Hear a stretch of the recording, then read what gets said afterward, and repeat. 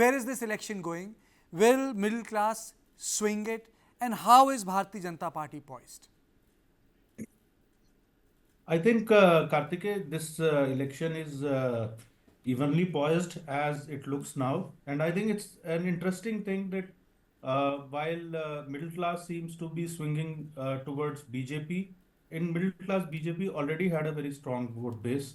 And on the other hand, we see that in the lower economic groups and in the slum areas also, and as you say, in the JJ clusters and some of the unauthorized colonies also.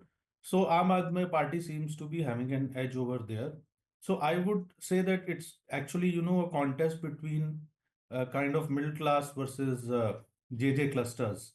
So the result would, would have a long-term impact on uh, the policy apparatus in Delhi and the direction of politics in Delhi. I just want to share a very interesting uh, information with you, some data. See, in 2020 elections, the Aam Aadmi Party had got around, 4.3 million votes, 43 lakh votes, and not 43. Actually, the difference between the BJP and the Aam Aadmi Party was almost about 11 to 12 lakh votes.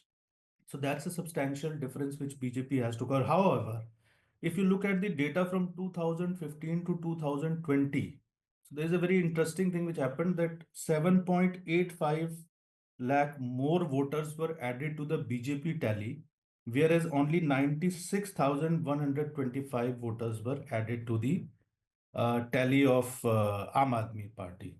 However, it's a tough election, but middle class seems to be definitely swinging towards BJP. And if BJP is able to make some inroads in the slum areas and unauthorized colonies, so then the tables can be turned.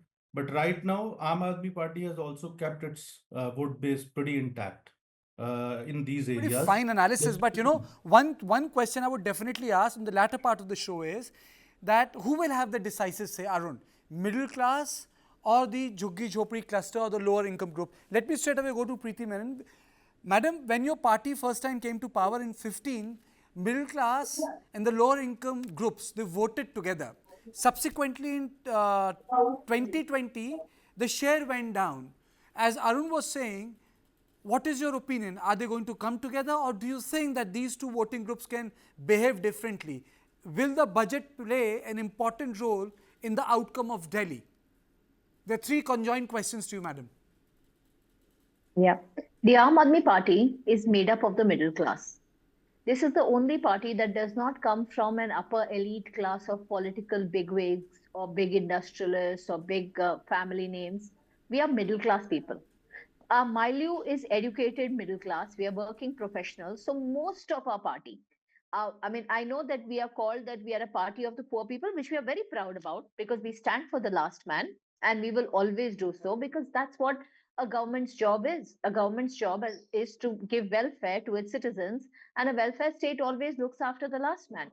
But the entire composition of the party is middle class largely. The voters, the supporters are all educated middle class people. This is actually our vote bank to a very large extent, if you were to really think of vote bank. But I think Delhi does not vote in vote banks. Delhi votes on, it's a very educated, a very learned kind of voter base, and they are aware of various issues. So Delhi makes up its mind and votes in one way usually, and they all vote in the same way. And I think what we can see on the streets today is that the Aam Aadmi Party is easily crossing the 55 seat mark. There is that much consolidated support in every assembly. So I think, yes, the middle class vote is very important because it's the most cheated class. Arvind Kejriwal is the first Neta who stood up and said that we are just, it's like tax terrorism on them. There is a C voter survey which says that 3 out of 4 Indians feel that GST is extremely high, not just GST, but even toll charges. 60% of our anybody tax says that any government taxes the middle class excessively. So there's a lot of disenchantment with the middle class. It's good that the bar has been raised to 12 lakhs, but it's too little. It's not enough. There's a lot more needed to make lives of the middle class better because we are doubly taxed. I mean, if I were to earn 30 lakh rupees, and if I were to pay, say, 6.5 lakh as my tax, and in the remaining 23.5 lakh, I went and bought a car, I'd pay another 11.5 lakh tax on that car.